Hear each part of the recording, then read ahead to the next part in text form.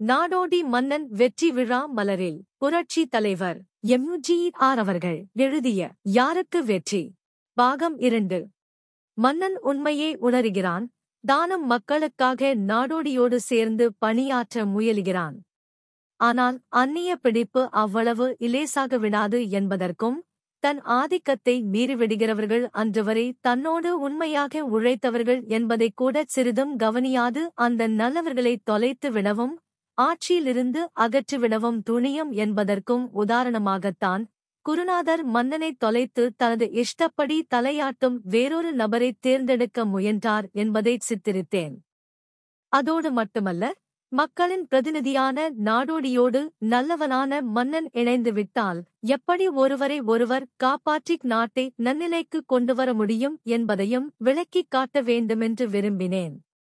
அதே சமயத்தில் நாட்டில் கட்சிதான் பெரிது, மக்களல்ல என்ற எண்ணத்தில் வாழ்ந்து தன் கட்சியின் எண்ணத்தை நிறைவேற்ற எந்தவித செயல்களில் ஈடுபடவும் தயாராயிருப்பவர்களைப் பற்றி விளக்குவதற்காகவே வீரபாகுவின் கூட்டத்தாரை காண்பித்து அவர்களின் பகுத்தறிவிற்கு அப்பாற்பட்ட அன்பைப் பற்றி கவலைப்படாத வன்செயல்களைப் பற்றி தெளிவுபடுத்த முயன்றேன். இவ்வாறு நமது நாட்டு அரசியலையும் மக்களின் நிலையையும் பின்னணியாகக் கொண்டு அமைந்த கதைதான் நாடோடி மன்னன். மக்கள் எல்லோரும் நல்லவர்கள்தான். சந்தர்ப்பமும் சூழ்நிலையும்தான் அவர்களை எங்கோ கொண்டு நிறுத்துகின்றன. அவைகளை தமதாக்கிக் கொண்டால் நாடு நலம் பெறும் என்பதை தெளிவுபடுத்த முயலுவதுதான் நாடோடி மன்னன் கதை. என்னுடைய கொள்கையையும் எடுத்துச் சொல்லி, அதே நேரத்தில் எந்த தரப்பினரின் மனத்தையும் புண்படுத்தாமல் நிகழ்ச்சிகளை அமைத்து மக்களின் பாராட்டைப் பெற முடிந்தது என்றால் அது பெரிய வெற்றிதானே. அதோடு புதிய, ஆனால் தேவையான சில சட்டங்களைச் சொல்லுகிறது நாடோடி மன்னன் கதை. இதிலேயும் சிலருக்கு கருத்து வேறுபாடு உண்டு. இது சினிமாவில் சொல்லலாம், நடைமுறைக்கு ஒத்துவருமா என்பதே அந்த வேறுபாடு.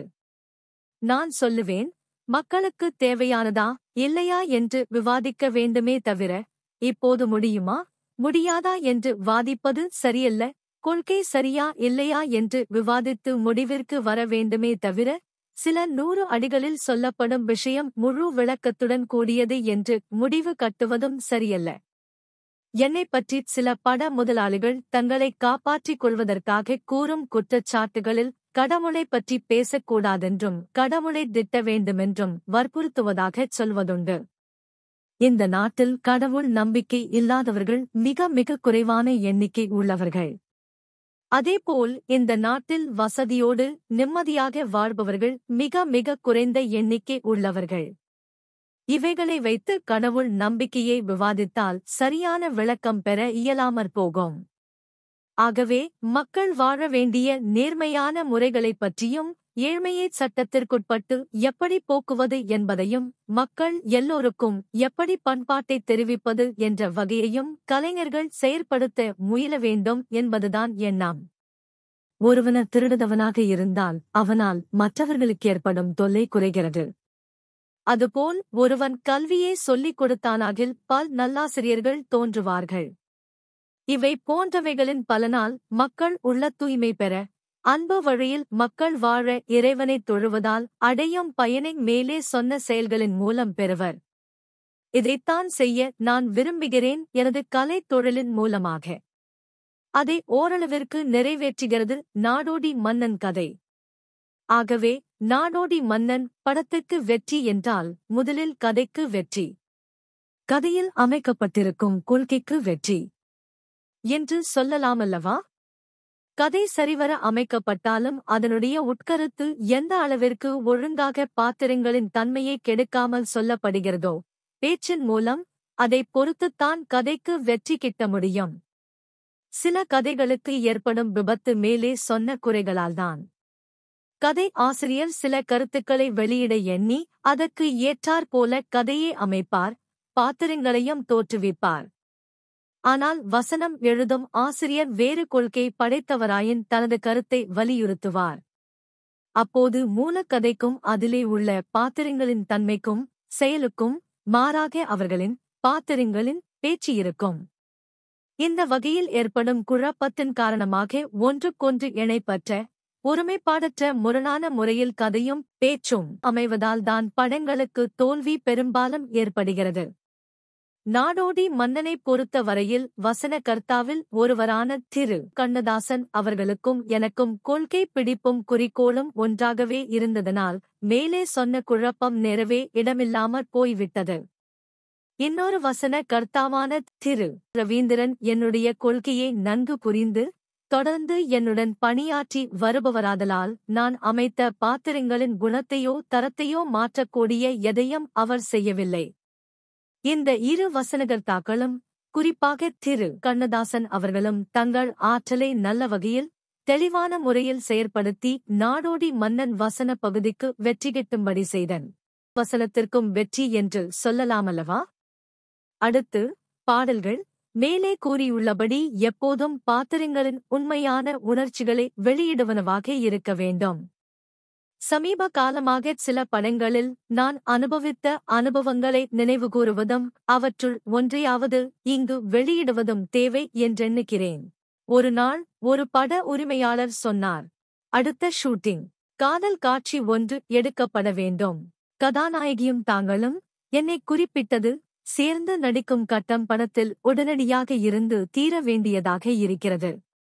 ஆகையால் காதல் காட்சிக்கு தேவையான ஐடியா கொடுங்கள் என்று சொன்னார். இல்லை, வற்புறுத்தினார். கதை இன்னமும் முடிவாகவில்லை.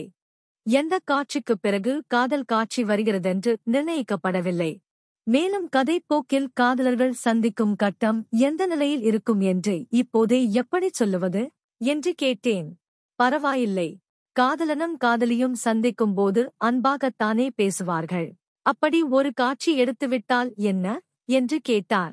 ஒருவேளை காதல் காட்சியில் பாடும் பாட்டின் கருத்துக்கள் கதையின் போக்குக்கு, காதல் காட்சிக்கு முன்பு நடந்த நிகழ்ச்சிகளைப் பற்றி குறிப்பிட வேண்டியதாக இருந்தால் என்ன செய்வது என்று கேட்டேன்.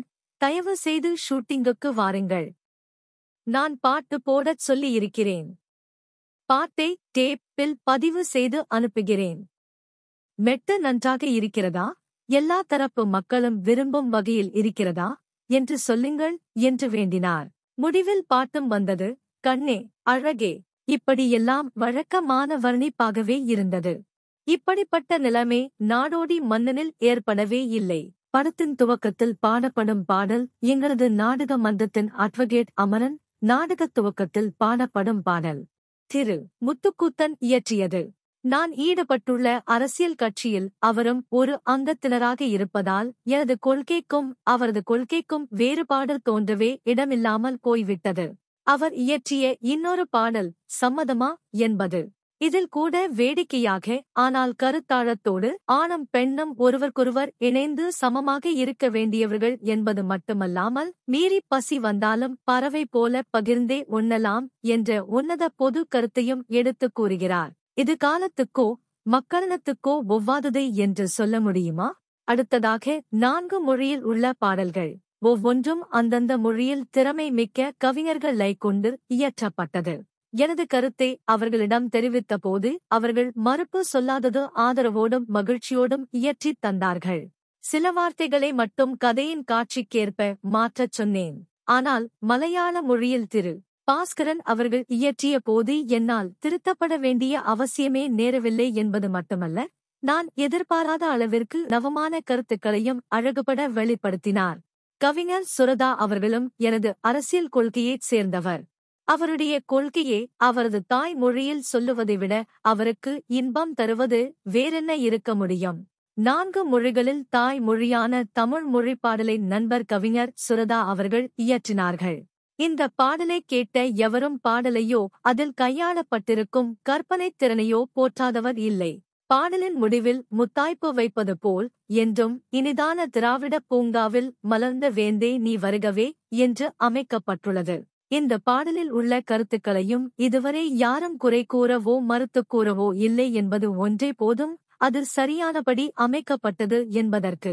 திராவிடத்தின் ஒற்றுமையும் மொழியின் இணைப்பும் ஏற்றுக்கொள்ளப்பட்ட ஒன்று என்பதற்கு அடையாளமாக இதையும் சேர்த்துக் கொள்ளலாமல்லவா?